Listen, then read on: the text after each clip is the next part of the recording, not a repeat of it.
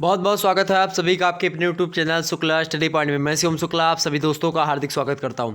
दोस्तों, इस वीडियो के माध्यम से आपको मैनेजमेंट की ऐसी ट्रिक बताऊंगा जिसके माध्यम से आप अपनी परीक्षा में, चाहे आप बीए में हो, बीएससी में हो, बीकॉम में हो, या फिर बीएड में हो, या फिर किसी ऐसी परीक्षा में की तैयारी कर रहे हो जिसकी आपकी परीक्षा लगी हुई है और आप परीक्षा देने जा रहे हो, उसमें समझ नहीं पा रहे हो कि आपको पहले कौन से प्रश्नों को डील करना है और क्यों डील करना है, तो उसको लेकर के मैं आपको एक ट्रिक बताने वाला हूँ आज की वीडियो के माध्यम से। वीडियो पसंद आए तो फटाफट से वीडियो को लाइक और चैनल पर नए तो सब्सक्राइब कर दीजिएगा, क्योंकि इसी प्रकार से इन्फॉर्मेटिव वीडियो में देता रहता हूँ लगातार, और साथ ही बीएस संबंधित क्लासेस आपके शुक्ला स्टडी पॉइंट चैनल पर लगातार चलती रहती है। तो आप लोग शुक्ला स्टडी पॉइंट पर जो है अपना प्यार दें और आप लोग आसानी से हमारे चैनल से अच्छी से अच्छी तैयारी कर सकते हैं।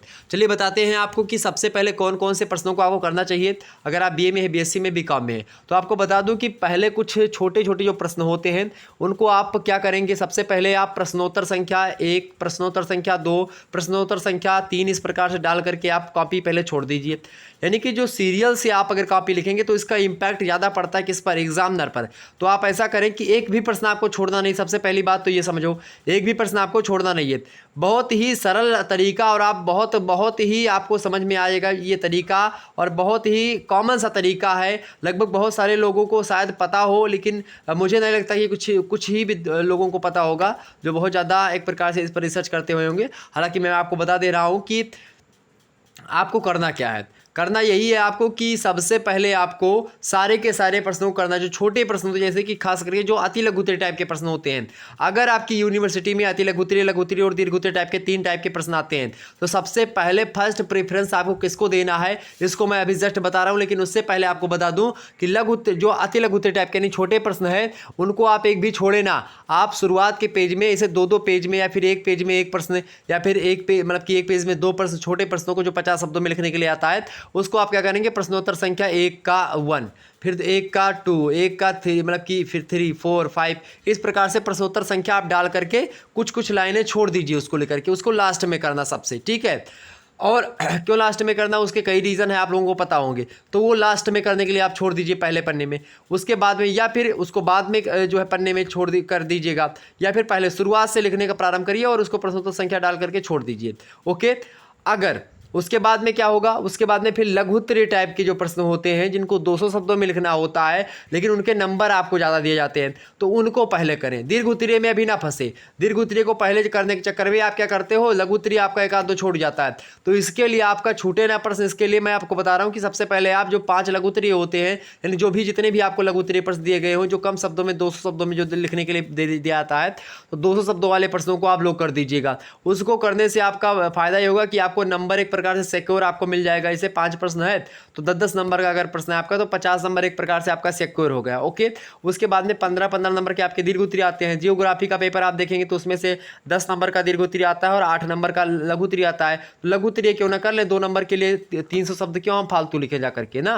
तो ऐसा दिमाग लगाइए। तो आपको करना क्या है कि पहले लघुत्तरीय प्रश्नों को सिक्योर कर लेना है। लघुत्तरीय प्रश्न जब आपके हो जाएंगे, उसके बाद में आपको करना क्या है, लघुत्तरीय प्रश्न जैसे ही आपके कंप्लीट हो जाएंगे, उसके बाद में आपको दीर्घोत्तरीय टाइप के जो प्रश्न होते हैं उनको करना है, और बड़ी तेजी गति से करना है। आपको राइटिंग वहां पर ध्यान नहीं देनी, ज़्यादा राइटिंग पर ध्यान देंगे तो आपका बिल्कुल छूट जाएगा, ये बात आप ध्यान रखोगे। ओके। तो राइटिंग बिल्कुल भी ध्यान नहीं देना है, बस इतना ध्यान देना है कि वो एग्जामिनर के समझ में आ जाए जो भी आप लिखो। ओके। उसके बाद में आपको करना क्या है कि दीर्घोत्तरीय प्रश्नों को लिखने के बाद में जो अति लघुत्तरीय आपने छोड़ा है, उसके बाद में थोड़ा थोड़ा चीज़ें उसमें आपको जो पता होती जाए वो लिखते चले जाइएगा। इस प्रकार से आप लिखने का प्रयास करेंगे। नहीं तो अगर छोटे में अगर आप पहले लघुत्तरीय अति लघुत्तरीय में फंस जाएंगे तो उसमें ज़्यादा लिख देंगे और आप लघुत्तरीय में समय कम दे पाएंगे, दीर्घोत्तरीय में समय कम दे पाएंगे। इसलिए मेरा राय यही है, मेरी एक प्रकार से जो अनुभव कहता है अभी तक का, यही कहता है कि सबसे पहले आप लघुत्तरीय प्रश्नों को करें।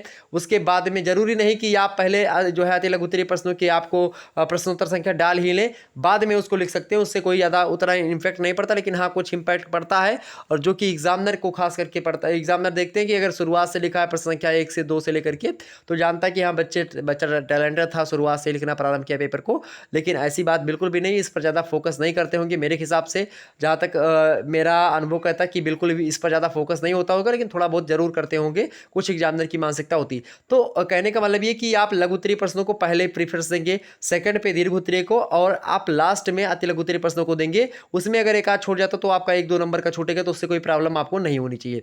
ओके। तो ये था एक प्रकार से फंडा, एक तरीका जो कि हमने आपको बता दिया। तो ऐसे अगर आप कॉपी लिखेंगे 2022 की परीक्षा में तो आपके नंबर उठने के चांसेस ज़्यादा हैं, बहुत अच्छे नंबर मिलेंगे और एग्जामिनर एकदम से प्रसन्न हो जाएगा। जब भी पूरी की पूरी कॉपी में सारे के सारे प्रश्न आपके अंकित होते हैं, लिखे हुए होते हैं, तो एग्जामिनर प्रसन्न होता है और वो आपको अच्छे अंक प्रदान करता है। ओके, तो चलिए इसी प्रकार से अगर आप लोग कहेंगे तो और भी जिस मुद्दे पे आपको जो दिक्कत होती हो, क्या आपके कुछ प्रश्न चल रहे होंगे मन में, उन प्रश्नों को आप कमेंट सेक्शन में लिखने का प्रयास करेंगे। मैं उन प्रश्नों के उत्तर आपको देने का प्रयास कमेंट सेक्शन में करूंगा। तो इस वीडियो में आप कमेंट में बताएं कि आपको क्या चाहिए, किस टॉपिक पर वीडियो चाहिए, क्या दिक्कत होती है आपको परीक्षा में, ये तमाम सारी चीजें आप इस वीडियो के नीचे बता सकते हो। मिलते हैं फिर नेक्स्ट वीडियो में, तब तक के लिए जय हिंद जय भारत। आप सभी का बहुत बहुत धन्यवाद हमारे साथ जुड़ने के लिए।